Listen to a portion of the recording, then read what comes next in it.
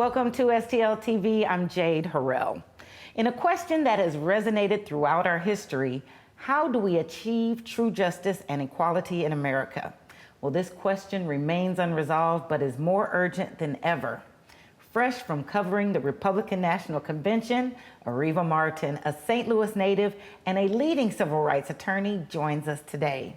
She's one of the country's leading influencers, shaping the national conversation on a range of topics, from social justice to women's reproductive health.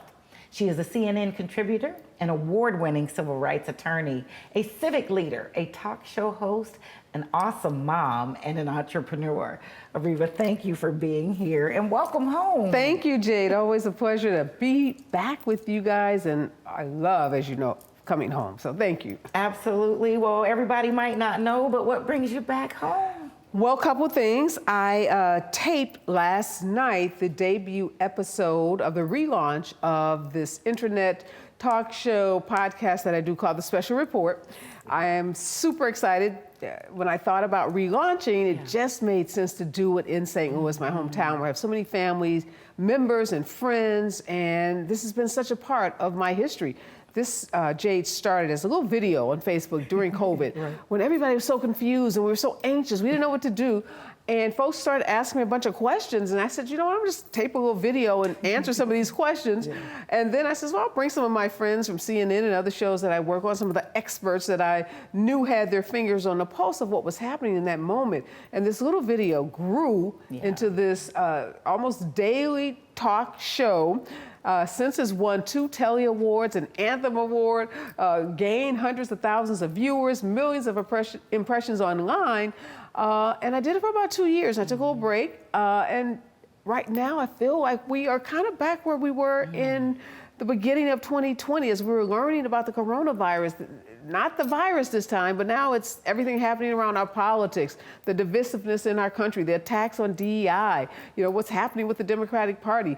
People are anxious. They don't know what's true, what's fake. Yeah. And it just felt like this was the right time to bring my expert friends back together, get on the road, talk to people, and try to help folks feel a little more a little better sense of security in this moment of uncertainty. Well, I have to say that it does make a difference to have you in those conversations and giving us access to people who can contribute to them. Since we are at home, you know, and consider you family, what do you need to come back and tell us, warn us, advise us, bring us up to speed to, because your podcast is necessary. What's that quickening message you have for us specifically back home? Yeah, the message is we are in a period of, some call it an existential crisis. Our democracy is at stake, it's on the line. That's the bad news, I would say. The good news, though, is that we are so incredibly powerful. Yeah. The nation recognizes it, the Democratic Party recognizes it, particularly Black women. We have proven time and time again that we will save this nation. And I think, you know, the nation is calling on us to do it yet again. And so I just wanted people to know, women in particular to know, don't shy away from that responsibility. Lean into it, embrace it. Our children, our children's children are counting on us. And we do what we always do. We just step up and we handle it. Right. And so in this moment, I'm calling on folks to not get nervous and start clutching your pearls and thinking that the worst is going to happen, because we know when we lean into it and do the work that's necessary, we can turn things around. For sure. Well, that's very reassuring coming from you, because you've been out here fighting those very real fights and standing in that gap. You know, we could have a tendency to withdraw and isolate, and we needed this encouragement. So your event then is speaking to our young women and those that we are trying to encourage now to use their voice. Can you talk a little bit about finding that voice and how you even found your way to do this work in the first place? Yeah, that's so important. Younger women, you have a daughter, I have 2 daughters, and we know that they are bombarded, right, with so many messages, so many images, some of which are negative, We know mental health issues are, real in our community. Suicide. We know so many young people feel lost. They feel like they're not connected to anything. They don't feel like this is a world that really cares about them. So I think more than ever, those of us who do know that the best is yet to come, that we have an obligation to, reach back, to pull up, to lift up as we climb up.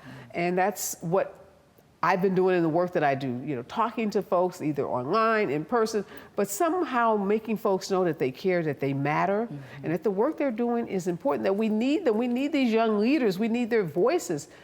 They are going to lead us, I believe, this mess that we've created, right? So I'll say we created it, and we're counting on them to help us fix it. So that is the message. And finding your voice. I found my voice, I would say even as a little kid living in the Car Square Village, I started to recognize differences, and I didn't like those differences that I saw. And I had these kind of milestones in my life. One was when my son Marty, who has autism, was diagnosed, and I had to go from feelings of anguish to become an advocate because my son needed me, and in finding my voice around Marty's autism helped me to launch a nonprofit and to, write a book and to do work on behalf of so many other families. So sometimes it is what you think is a tragedy that becomes a triumph for you. So there's so many things that happen in our lives that, call us to service. It's just a question of, are you going to answer when you get that call? Are you going to answer? Now, make no mistake, if you're listening and watching at home, that, this is the magnificent Areva Martin. She understands. She came from, and you can watch her TED Talk, the wrong side of the tracks, as they would call it. So there's no excuses, or no limitations, if you want to say, to keep you from being able to turn that tragedy, the trauma, the anguish into advocacy and impact. No, absolutely. And I tell that story, and I talk about where I grew up. I talk about standing in that line for government food. I talk about living with a single grandmother who was a paraplegic in a wheelchair and receiving government benefits, because I want people to know, you're right, because sometimes we look at people and we just see them in that moment. We see that snapshot of them living their best lives, and we think that's how they've always been. And I'm here to tell you from my own personal experiences and knowing so many other super successful people that everybody has a story, everybody has a journey. Most people, when they get to where they are, that's because they've been through some stuff.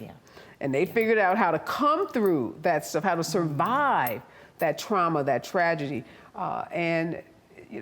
Don't just see them in that snapshot of their best day. And that's what, social media, Instagram is all about, right? We just, all our poses and our photo shoots, we want people to see us in those days. But as you get a little more mature, you become more discerning, you can look at those photos and say, okay, that's nice. But, I know that ain't every day. I know they didn't wake up that way, right? So it's important to not allow the outside image to make you forget about the struggle. And not to forget about the standards, which we talked a little bit off air, because while we may have these great grand days on stage and on social media, sometimes we do have some rough days. So there are several things that are giving us pause. You said you understand why we're apprehensive and nervous. We've got DEI under fire. We've got the pursuit of reparations finally and once and for all. And then we've got so much uncertainty with this upcoming election. For you, if there's any assurances or encouragement you can give, but what concerns you most and what is your hope?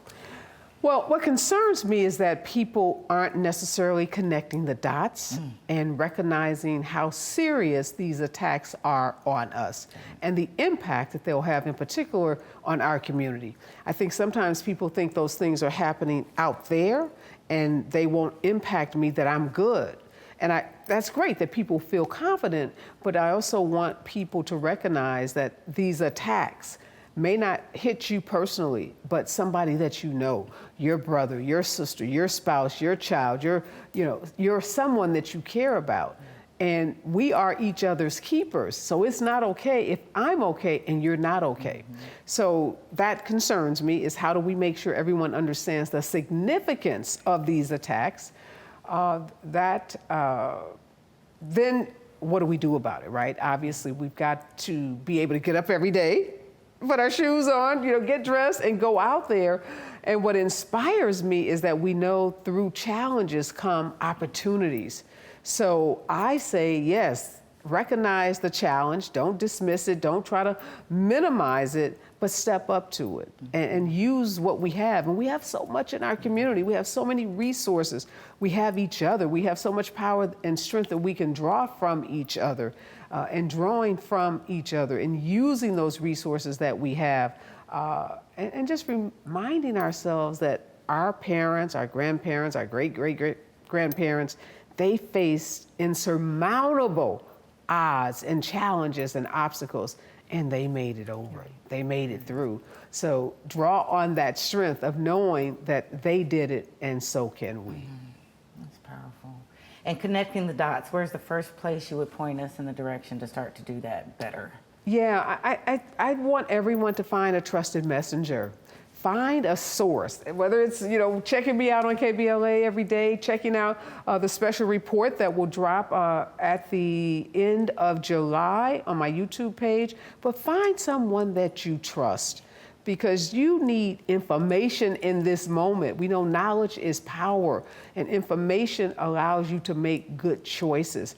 So you just can't read the headlines. You just can't, be walking by a TV and hear something and then start repeating that as if that's the gospel. You've got to have folks that you trust, who you know are going to give it to you straight, no chaser. That's right. And that is so important in this moment. And I am so grateful that we have you. And you're encouraging us to be so as well. Yes. It's been a true pleasure to have you Thank back you. home and on this program. Thank you. Always my pleasure to be here. Well, this incredible journey doesn't stop with us. You can find out more by following Miss Areva Martin on all of her social media spaces, and make sure that you get in and help to drive change. For those of you who are watching, this show might be over, but you can always find us on Facebook, X, Instagram, and YouTube. There we will make sure you can find all the links necessary to connect as well to Miss Areva Martin. You can also visit us at stltv.net. And until next time, I'm Jade Harrell. Experience St. Louis.